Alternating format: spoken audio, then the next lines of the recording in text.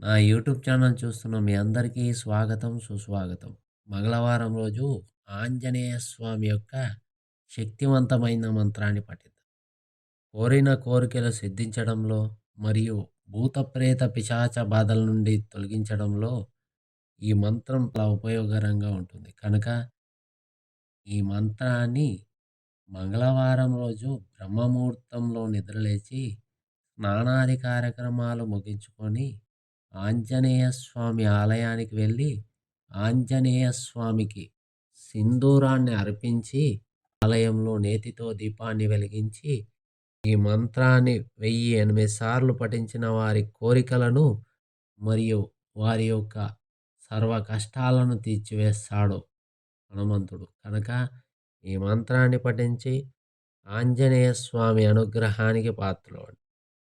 మంత్రం: అంజనాగర్భసంభూతా కపీంద్రసచివోత్తమా రామప్రియా నమస్తుభ్యం హనుమాన్ రక్ష సర్వదా. అంజనాగర్భసంభూతా కపీంద్రసచివోత్తమా రామప్రియా నమస్తుభ్యం హనుమాన్ రక్ష సర్వదా. అంజనాగర్భసంభూతా కపీంద్రసచివోత్తమా రామప్రియా నమస్తుభ్యం హనుమాన్ రక్ష సర్వదా. అంజనాగర్భసంభూతా కపీంద్రసచివోత్తమా రామప్రియా నమస్తుభ్యం హనుమాన్ రక్ష సర్వదా. అంజనాగర్భసంభూతా కపీంద్రసచివోత్తమా రామప్రియా నమస్తుభ్యం హనుమాన్ రక్ష సర్వదా. అంజనాగర్భసంభూతా కపీంద్రసచివోత్తమా రామప్రియా నమస్తుభ్యం హనుమాన్ రక్ష సర్వదా. అంజనాగర్భసంభూతా కపీంద్రసచివోత్తమా రామప్రియా నమస్తుభ్యం హనుమాన్ రక్ష సర్వదా. అంజనాగర్భసంభూతా కపీంద్రసచివోత్తమా రామప్రియా నమస్తుభ్యం హనుమాన్ రక్ష సర్వదా. అంజనాగర్భసంభూతా కపీంద్రసచివోత్తమా రామప్రియా నమస్తుభ్యం హనుమాన్ రక్ష సర్వదా. అంజనాగర్భసంభూతా కపీంద్రసచివోత్తమా రామప్రియా నమస్తుభ్యం హనుమాన్ రక్ష సర్వదా.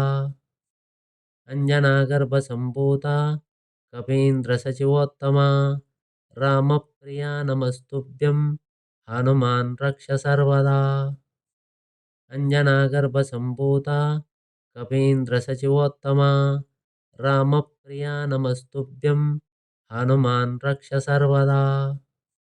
అంజనాగర్భసంభూతా కపీంద్రసచివోత్తమా రామప్రియా నమస్తుభ్యం హనుమాన్ రక్ష సర్వదా. అంజనాగర్భసంభూతా కపీంద్రసచివోత్తమా రామప్రియా నమస్తుభ్యం హనుమాన్ రక్ష సర్వదా. అంజనాగర్భసంభూతా కపీంద్రసచివోత్తమా రామప్రియా నమస్తుభ్యం హనుమాన్ రక్ష సర్వదా. అంజనాగర్భసంభూతా కపీంద్రసచివోత్తమా రామప్రియా నమస్తుభ్యం హనుమాన్ రక్ష సర్వదా. అంజనాగర్భసంభూతా కపీంద్రసచివోత్తమా రామప్రియా నమస్తుభ్యం హనుమాన్ రక్ష సర్వదా. అంజనాగర్భసంభూతా కపీంద్రసచివోత్తమా రామప్రియా నమస్తుభ్యం హనుమాన్ రక్ష సర్వదా. అంజనాగర్భసంభూతా కపీంద్రసచివోత్తమా రామప్రియా నమస్తుభ్యం హనుమాన్ రక్ష సర్వదా. అంజనాగర్భసంభూతా కపీంద్రసచివోత్తమా రామప్రియా నమస్తుభ్యం హనుమాన్ రక్ష సర్వదా. అంజనాగర్భసంభూతా కపీంద్రసచివోత్తమా రామప్రియా నమస్తుభ్యం హనుమాన్ రక్ష సర్వదా. అంజనాగర్భసంభూతా కపీంద్రసచివోత్తమా రామప్రియా నమస్తుభ్యం హనుమాన్ రక్ష సర్వదా.